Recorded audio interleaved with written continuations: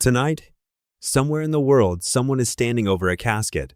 There are flowers, there is a date on a headstone, there is a ritual so familiar it feels like it was always there. But it wasn't.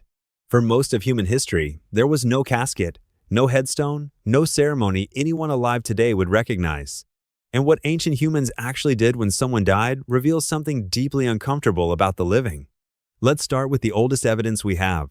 In a cave in South Africa called Border Cave, archaeologists found the remains of an infant buried roughly 74,000 years ago. Deliberately placed, carefully positioned, a shell ornament placed beside the body. This is the oldest intentional burial ever found, and it stops you cold when you think about what it means, because that burial required something beyond instinct. It required the idea that this person mattered after they stopped breathing. But that was the exception, not the rule. For most of early human history, the dead were not buried at all. They were left. Exposure was common across dozens of ancient cultures. The body was placed on a platform or simply on open ground and returned to the environment. In some groups, the bones were later collected, cleaned, and kept by the living, not as something morbid, as something sacred. The ancestor did not leave. The ancestor stayed. In other cultures, the dead were eaten. Funerary cannibalism was practiced across multiple ancient societies, not out of hunger, but out of reverence. To consume the body of someone you loved was to carry them forward, to make them part of you literally. The four people of Papua New Guinea practiced this until the 20th century. When researchers asked them why, the answer was simple. It was better than letting them rot in the ground. What all of these practices shared was not a burial method, it was a social function. Death has always been the moment a community is most at risk of fracturing. The person who held relationships together is gone. The roles they filled are suddenly empty. The grief is real, but grief left unstructured destroys groups. Ancient death rituals were not primarily about honoring the dead. They were about holding the living together. Anthropologists studying modern hunter-gatherer groups have found that the period immediately after a death is when social bonds are either reinforced or permanently broken. The ritual forces everyone into the same physical space. It assigns roles. It gives people something to do with their hands and their grief.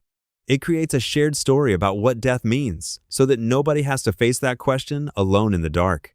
We engineered meaning into the worst moment, and then we industrialized it. In the modern world, death has been almost completely removed from daily life. A century ago, most people died at home. The body was washed by family. The vigil was kept by neighbors. The grief was public and communal and loud. Today, the body goes to professionals. The funeral is scheduled. The grieving period is quietly expected to wrap up within a week so everyone can return to work. We built an entire industry to manage death so that the living never have to sit with it too long. And the data suggests that is making us worse at being human.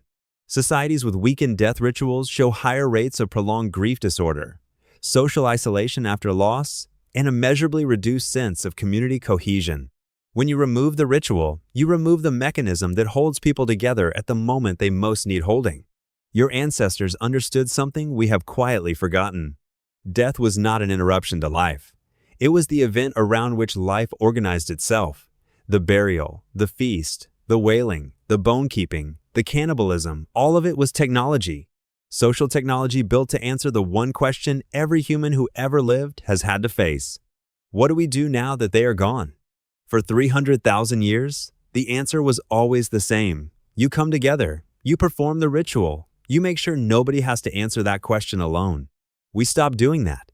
We handed it to strangers in a funeral home and went back to work, and most of us never even noticed what we gave up.